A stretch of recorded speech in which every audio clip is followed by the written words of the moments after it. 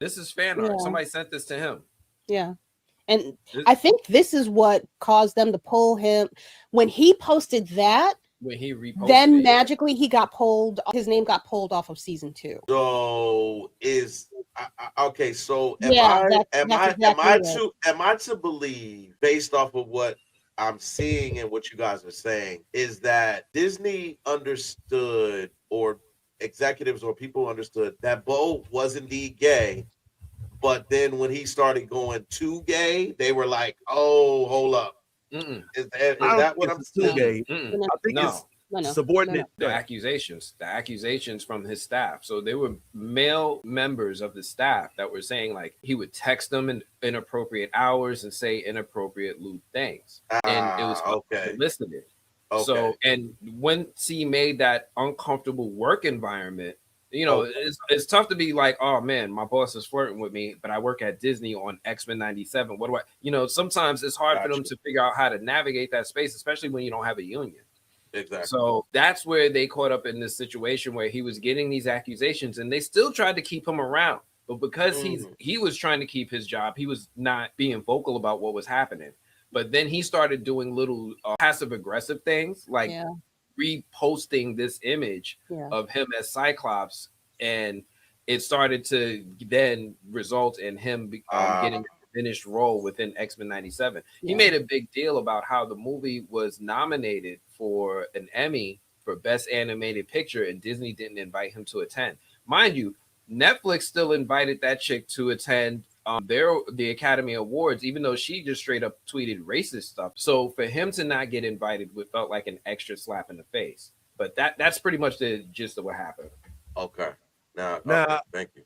I for one, obviously don't know the truth. None of us really do. I'm saddened by it in all of it, but that's where it is. X-Men, frankly, was one of the few shining lights of this Disney onslaught, of which we're getting content spit at us at a high velocity because of the need for Disney to usurp their new toys of Star Wars and Marvel as ways to boost their app so they can compete with Netflix. Is all a ploy. And the thing that sucks about it is that Disney didn't have to, this shit didn't have to happen.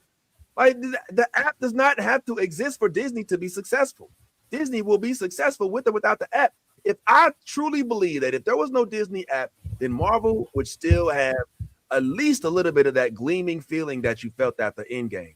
But now we can't even sit here and name these dudes. Say we don't remember what happened in Echo. You know what I'm saying? Daredevil came out, Born Again this year, and I didn't even remember. I forgot about it. I forgot about it. That has nothing to do with Disney Plus. That's a good. That's a good show. But that has nothing to do with Disney Plus existing, because we liked Daredevil when it was on Netflix just fine. Yeah. Right. That just goes for the type of stuff they're putting out. Exactly. The content. I it's. I know you do, but that's typical. Like you when it no. I say that because he has this genuine. He has had a genuine disdain for Disney for a while now. It's not. This is not just now. Entering the chat. So I understand every time you always go against Disney. But in terms of we're talking about right now, Ant's absolutely right. This has nothing to do with the app. This has nothing to do with Disney. This has everything to do with the quality of the content and the content that you were putting out. If Disney's putting out this same content, whether it's on Disney or any other platform, they were putting out content because they knew they did not have any competition. They were putting this shit out knowing that the shit was dry and absent of any real quality content. They were doing that because there was nobody else doing it. But now DC, listen. Can I combine? Hold on one second, Carol. Let me just finish this point.